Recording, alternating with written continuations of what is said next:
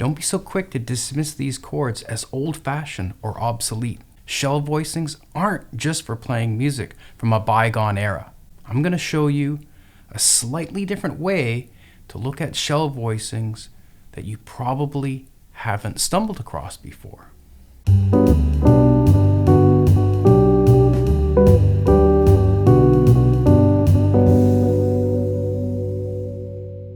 Because of the often large spread of the voices or the notes in the chords, they actually work great to get contemporary sounds. So why did these shapes work? And how did I get them? They aren't your typical shell voicings, right? They come from 4-note chord voicings, like this G major 7, for example.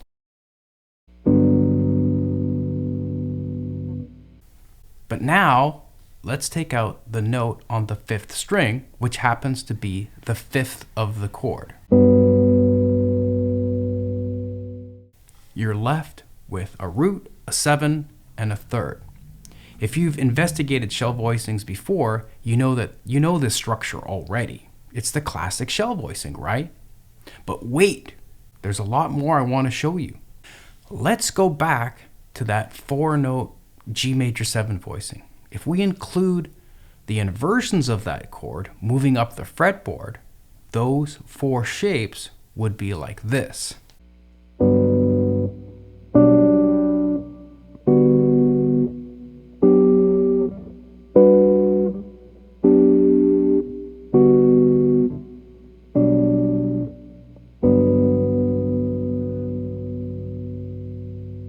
They sound cool, but not the easiest shapes to grab in a hurry, right? So here's the beauty in my approach. I shellify those chords. Yep, I totally made up that name.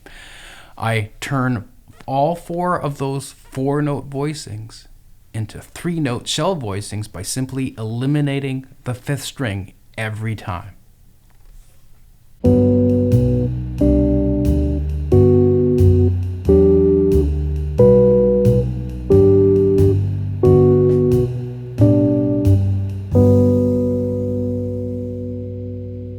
And they all work for a G major 7. See, it doesn't have to always be root on the bottom, 3rd and 7th on top. Not if you're playing with a bass player, at least. I think it sounds more interesting than what most people would play when they think the typical shell voicings. By the way, I've cooked up something special that I want to tell you about in a bit. Not only do these new shell shapes give you more options, but you can create more movement and interest for the listener. Simply moving around these shapes helps things not sound as stagnant. Instead of this,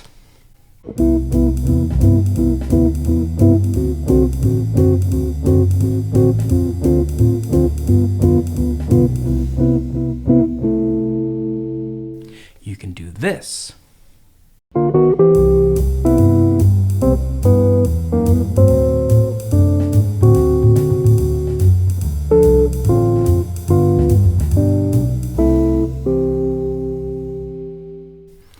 It doesn't sound as heavy or plodding as the way most people would play shell chords, right? It was more airy, more modern sounding. Perhaps. I used some shapes we haven't got to yet, but I wanted to show you the potential of this. You can take it even further than what we'll be looking at right now, and I'll let you know about this shortly. You don't see me asking for likes and subscribes because literally the best thing to help my channel is to let the ads play out. Thanks in advance.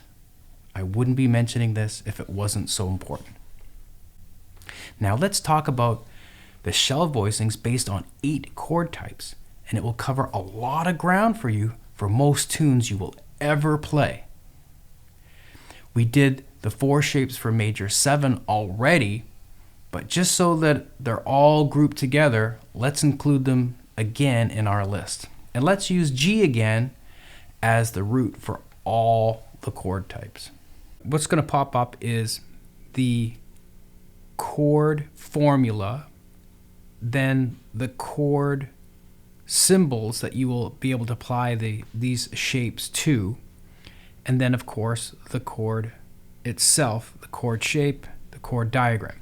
And right beside the chord diagram, you'll notice that there'll be a root, a 3, a 5, and a 7, and that's how I think of what the bottom note is. So that's how that's how at least I track the different shapes, whether the root, the 3rd, the 5th, or the 7th is going to be in the bottom.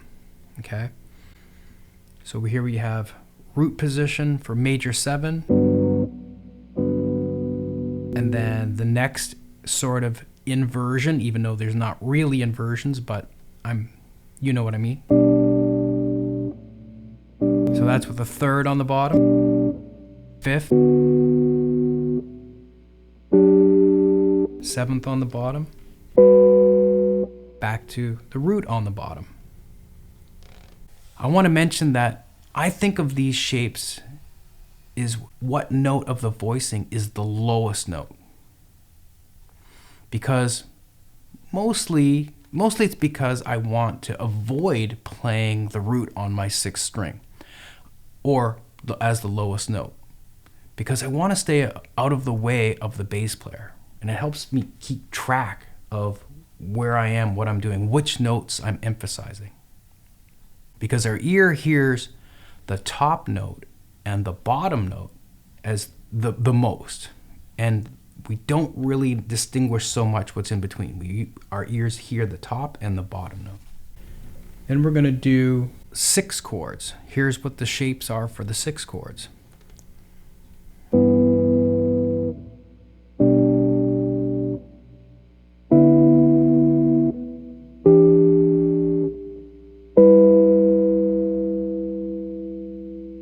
And it is a good idea to go back down.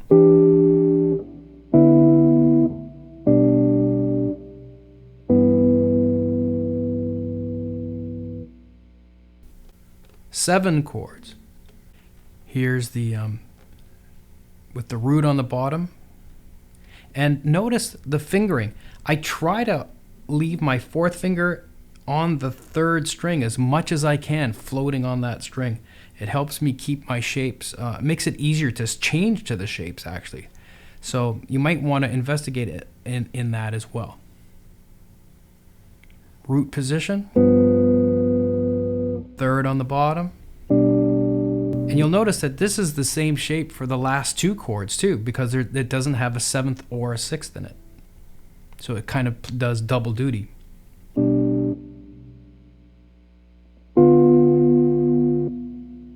Fifth, the 7th on the bottom, back to the root.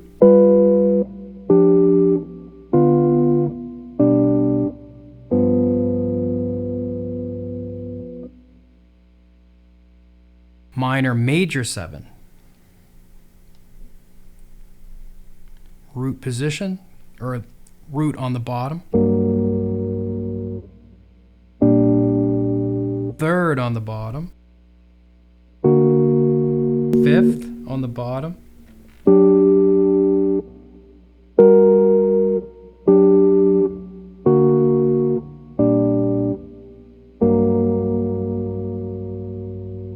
As you can see, these shapes work for any type of chord, and you get a really cool sound.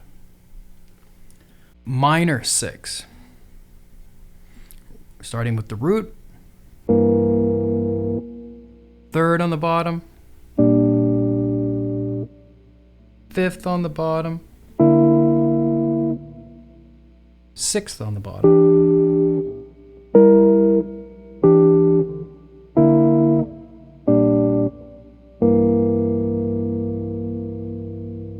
You can get the whole sound of the chord by moving the shapes around, and it sounds a lot more cool, a lot more open, without having to play every single note of the chord at one single time. I like breaking it up this way. I really dig these shell voicings, these 2.0 shell voicings. Minor 7. So that's as you can see by the formula, minor 7 is a flatted 3 and a flatted 7th. Root, 3rd, 5th, 7th, root as far as the bottom note.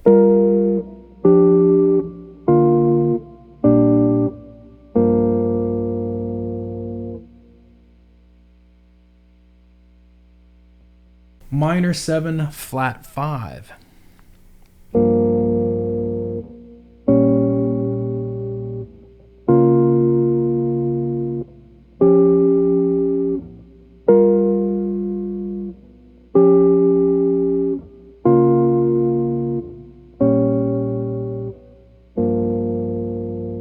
Did you notice the shapes for minor 7 flat 5 and minor 6 were exactly the same? That's because let's use G as the root for G minor 6. G minor 6 has the same notes in it as E minor 7 flat 5.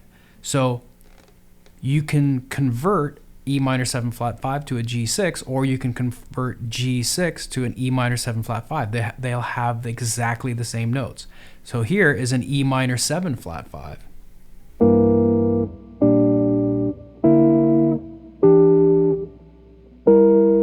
It's the same notes as G minor 6. You're going to find that once in a while is that some chords have the same names. Not the same names, same different name, but exactly the same notes. That pops up once in a while for a few chords. And lastly, diminished 7. Now here's one shape that's going to stay the same because it's symmetrical. So here, and notice that this is the same shape for the G minor 6th because it doesn't have any fifth in it here. So starting from the root, then off the flat 3rd, off the flat 5th, and then off the double flatted 7th, back to the root.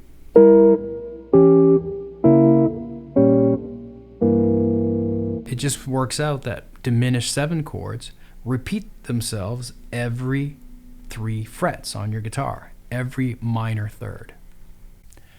So let's put some of our shapes through a test, and we'll use them on a 3-6-2-5-1 chord progression.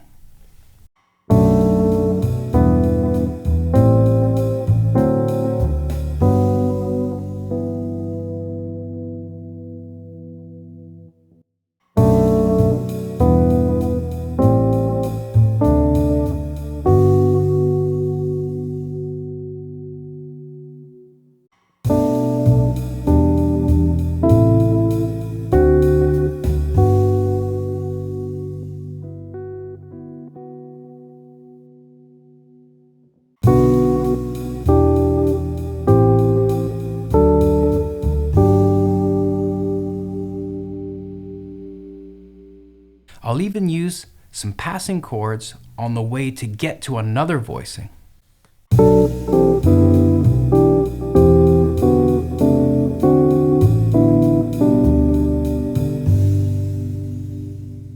So if you have a curious, inquisitive mind, I bet you're asking, what about other string groupings? Can't you do this on other strings? Yes. So that's why I came up with a PDF for you that has all the shapes for string groupings 5-3-2, 4-2-1, along with strings 6-4-3 that we did here, so you have it all in one place. Best practice is to use these shapes to play through various songs. I'll even include a 9th chord type that we didn't get to in this lesson. The link to the PDF is below. Check out this video that takes a totally different look on chords and teaches you how to get the piano chords of Bill Evans on guitar. Click on the video and I'll show you the secret sauce on how to do it.